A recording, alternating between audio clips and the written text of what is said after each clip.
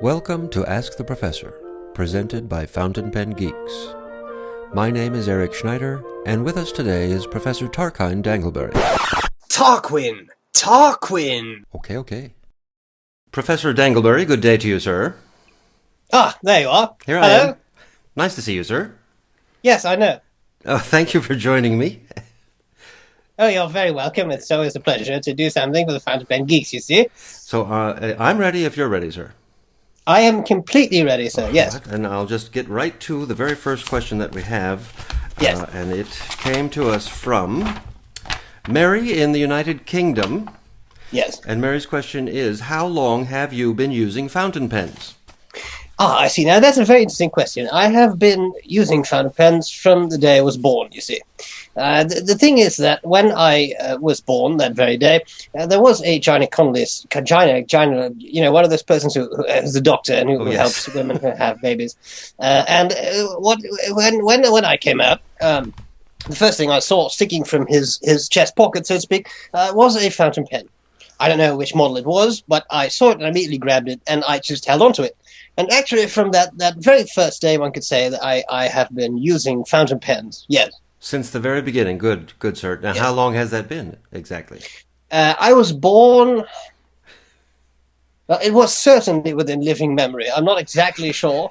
Can we say it's been a long time? It has been a fairly long time, I'd say. Very yes, long yes. time.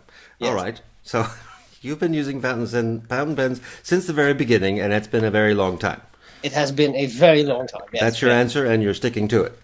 I am sticking to it, yes. Shall we move on to the next question, sir? Let us move on to the next question, yes. I have it right here, handy. It is from Scott in Arizona. Scott, yes. Very good question here. It's actually two questions. I'll read them both. They're Yes. related. Is there a significant difference between steel nibs and gold nibs, and do you have a preference? Well, yes. There is, in fact, a very significant difference. You see, gold nibs are made of gold and steel nibs are not. They are made of steel. I would say that is the largest difference. Now, of course, it comes down to more than just that. First of all, gold is more expensive. So a lot of people think that when they buy a gold nib, it is, in fact, a very expensive, nice, exclusive writing instrument. And to a large extent, I would say this is true. And in the early days of fountain pens, in fact, the only material used for nibs was gold. And the reason was that it was resistant to corrosion. Now, in our day, we have got steel, which is stainless, and which seems to work very well and seems to resist corrosion really well. And so steel is used more and more, and it is cheaper. So it will end up in a pen that is less expensive and that is, cheaper. Now, there are some advantages to gold over steel, but you should be very careful when you think about that. You see, often it is said that gold nibs will be more flexible than steel nibs. But in fact, gold, although it is more flexible than steel, is never used in its pure form.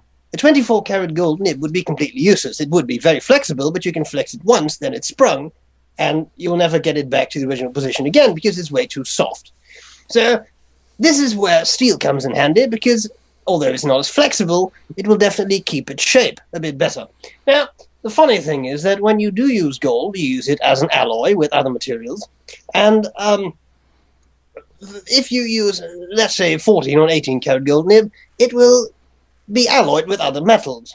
And that may very well sort of influence the overall flexibility of the nib, so to speak. So, and it really matters on which alloy is being used. You see, I have a 14-karat gold nib on my Visconti Opera Elements. Very nice pen, and it's very flexible. It is quite flexible. It is very springy. It's a nice pen to use. And on the other hand, I have a Platinum 3776 with a music nib, which is also 14-karat gold, but interestingly enough, it is very, very stiff. It's almost as stiff as a regular steel nib. So it is not a very good thing to say, just because a nib is gold, it is more flexible, because it really depends on the alloy. And something else that a lot of people seem to think is that gold nibs are always better than steel nibs because they are smoother. Well, that is nonsense. I would almost say that's poppycock, you see, because the thing is that gold may be gold and steel may be steel. But at the end of the day, it is neither gold nor steel that's actually touching the paper. You see, it is the little balls welded to the end of the nib tipping material, that is actually touching the paper. And whether it's gold, it could be titanium, it could be silver for all I care, that is not touching the paper, so that will not affect smoothness at all. Smoothness is a function of the polishing of those nib tipping materials, you see? So it doesn't really matter whether it's gold or steel. And that's what I would say. Now, when it comes to my personal preference, you see, and what exactly it is I prefer, gold over steel, well, I don't really care. It depends on the pen. And some pens look better with gold nibs, and others look better with steel nibs. But at the end of the day, it's just a matter of which nib is the smoothest. And sometimes that will be a gold nib, and sometimes that will be a steel nib, I would say. What about you, sir? My opinion? Well, yes. Can I recap? Can I recap what you've just said? Absolutely. If I can even try. Yes. Many have tried, none have succeeded. If I heard correctly, in the beginning of fountain pens, all nibs were gold, and they used gold because it is non-corrosive. Exactly. At some point, we started using steel, and we know for a fact, or we're hypothesizing that we probably started using steel as a cost-saving measure. All I say is a fact, sir. So, did you say that? We started using steel? Yes, I said that. Okay. Yes, I said that. But at the end of the day, like you say, it doesn't really matter if the nib is steel or gold or titanium or silver or stone. It is the nib tipping material that touches the paper that provides a smooth or not so smooth writing experience. So your personal preference, you don't care what the nib is made of, as long as what? It's a smooth writing? You like smooth? A smooth writing instrument, okay. Yes. I agree with everything you've said, Professor. Thank you very much. Shall we move on? Yes, let us move on, yes. We have another question. This one is from Tracy in Sydney. What is your Grail pen? What is my Grail pen? Well, that's a very tough question. I'm afraid that my Grail pen, so to speak. Oh, I'm terribly sorry. My pet lobster is tugging at my leg. This is Lord Windermere. He is. Yes, I've had him for quite a while now. I used to have crabs, but now you've got a lobster. I didn't enjoy the experience. They are too flat. So then I got Lord Windermere, and every now and then he likes to be petted. I'm sorry. He wants to be petted, or he has an opinion on your Grail pen? No, he doesn't have an opinion about anything because he's a lobster. But he does like to be petted every now and then, you see. His opinion about that. Anyway, getting back to your Grail pen. Yes, who doesn't enjoy being petted? Now, as to my Grail pen. My Grail pen depends a little bit on the day. Okay, for today. Let's say for today. Yeah. What is your Grail pen du jour? Well, I have been using, just today, a pen I've had for quite a long time. Not the one I stole from that doctor, but this is another pen. And I've had it for a while. It is a Visconti Opera Elements pen. Now, this is a pen that I enjoy tremendously. For some reason, I enjoy it. It looks good. I like the way it looks. It's made of a nice celluloid. It has a 14-karat gold nib, which happens to be above average in springiness, which I enjoy a lot. It is smooth. It has a medium nib, which means it's suitable for pretty much any writing appliance, I would say.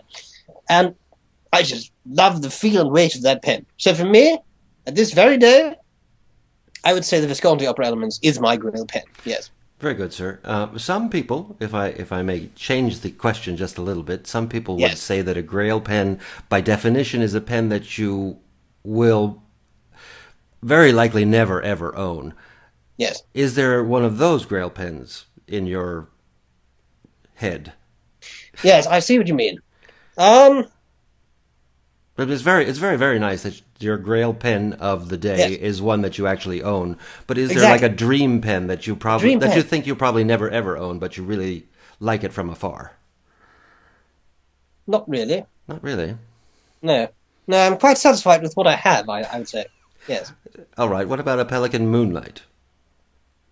No, I think it's ugly. All right. Shall we just move on then? Yes, let's move on. Yes. Perhaps someone else will write in with a similar question. Who knows? Here's the last one we have for the day, Professor. Yes. This one is from Brian in Ohio. Yes. I know, Brian. It just says Brian in Ohio. Is it true? Yes, I know. I know which one. Is it true that you have a drinking problem? Yes, I see. No, yes, I do have a drinking problem. I do have a drinking problem. I've never been secretive about that or anything. No, the problem is I only drink tea. You see, that's a problem. Because when you go somewhere, they don't always have it because it cannot be just any tea. It has to be good tea, you see.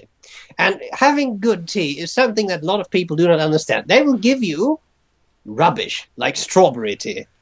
Now that is, strawberry tea is rubbish. What about cinnamon and apple tea? By the very definition of tea, I would say it's not even tea. And apple tea is something like that. I was at a place somewhere where someone tried to give me melon tea. Melon tea. Now, I have not been so humiliated in my life because it was the most dreadful experience I've ever had. I mean, it's like water. It doesn't really taste like melon. It tastes like some type of chemical concoction, which I utterly dislike. So that, I would say, is a problem. Yes. All right. So you do have a drinking problem. The problem is you only drink tea. You have a very slim definition of what constitutes actual tea. Can you give us an example of what is, in your opinion, an actual tea? Well, what is exactly? Well, there is a very nice tea by Twinings, if I'm not mistaken, which is called Irish breakfast tea. Now, that's an excellent tea. Irish breakfast tea. I'm familiar with English breakfast tea. What's an Irish breakfast? No, Irish breakfast tea. No, Irish breakfast tea comes. The bag is actually a bit of a bagpipe. You see, so if you put it in the water, it plays music. It squeals. It's Julian pipes. Yes, exactly. So that's the typical defining feature, I would say, of Irish breakfast tea. Yes. Very good, very good. Thank you very much, Professor, for being here with me today and answering our very, very pressing questions. I hope that we can do this again someday very soon. Absolutely. That sounds like an excellent idea, sir. Thank you again. Thank you. Indulge.